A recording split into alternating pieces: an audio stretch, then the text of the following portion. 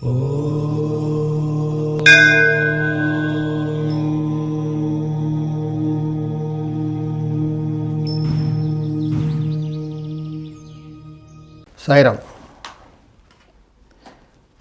కొంతమంది గ్రౌండ్ ఫ్లోర్లో ఉండి, అంటే కట్టుకునేప్పుడు ఒక గ్రౌండ్ ఫ్లోరే కట్టుకుంటారు. సో అక్కడ వాస్తుపరంగా వాస్తు పాటించి చక్కగా కట్టుకుంటారు. కొన్నాళ్ళకి ఇంకొక ఫ్లోర్ కట్టుకొని పైకి వెళ్ళిపోదాం, కింద రెంట్కి ఇద్దామనే ఉద్దేశం ఉంటుంది. పైన ఫ్లోర్ కట్టేసుకొని పైకి షిఫ్ట్ అయిపోతారు. పైకి షిఫ్ట్ అయ్యాక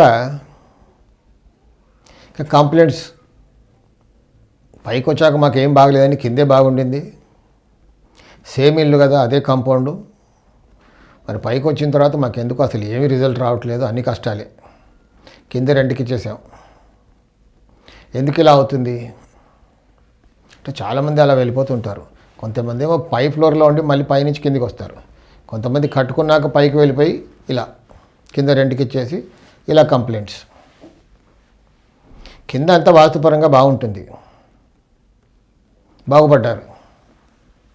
బాగుపడ్డాక ఇంకా పైకి వెళ్ళిపోదాం, కొంచెం విశాలంగా కట్టుకుంటాం, పెద్దగా పోర్షన్ అవుతుంది అంటే కింద ఎంత ఉందో అంతే పోర్షన్ వస్తుంది. కానీ ఫస్ట్ ఫ్లోర్లో విశాలంగా పెద్దగా ఎలా వస్తుంది అంటే టెక్నికల్గా ఏం చేస్తారంటే, కింద ఉన్నప్పుడు గ్రౌండ్ ఫ్లోర్కి బాల్కనీస్ ఉంటాయి, పైన కట్టుకున్నప్పుడు ఆ బాల్కనీస్ కూడా ఆక్యుపై చేసేసి కట్టుకుంటారు. అంటే తూర్పులో ఒక బాల్కనీ, ఉత్తరంలో ఒక బాల్కనీ, ఆ బాల్కనీస్ కాస్త ఆక్యుపై చేసేస్తారు. అంటే పై పోర్షన్కి తూర్పు ఉత్తరం ఓపెన్ లేకుండా పోతుంది. ఉదాహరణకి ఒక సౌత్ ఫేసింగ్ ఇల్లు అనుకోండి, south facing, east facing, some facing, నైరుతిలో మెట్లు, స్టేర్ కేస్కి మినిమంగా 5 to 6 feet స్థలం కావాలి. అంటే 2 flights పైకి వెళ్ళి ల్యాండింగ్ మిడ్ ల్యాండింగ్ వెళ్ళి మళ్ళీ తిరిగి, కాబట్టి 2.5 5 feet లేదా 3 6 feet కావాలి. సో బాల్కనీ కూడా 6 feet వస్తుంది పైన.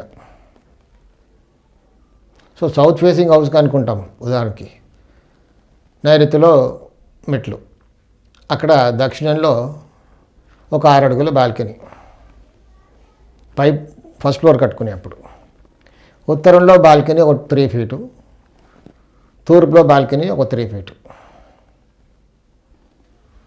దక్షిణం బాల్కనీ 6 feet ఉంది ఇక్కడ, ఉత్తరంలో బాల్కనీ 3 feet, ఇది దోషం.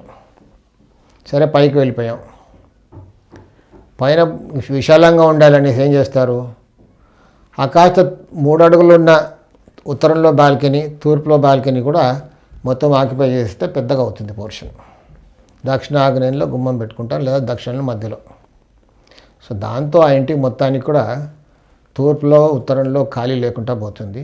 దక్షిణం ఒకటే డోరు, పైగా బాల్కనీ 6 feet, దాంతో నానా ఇబ్బందులు పాలవుతారు.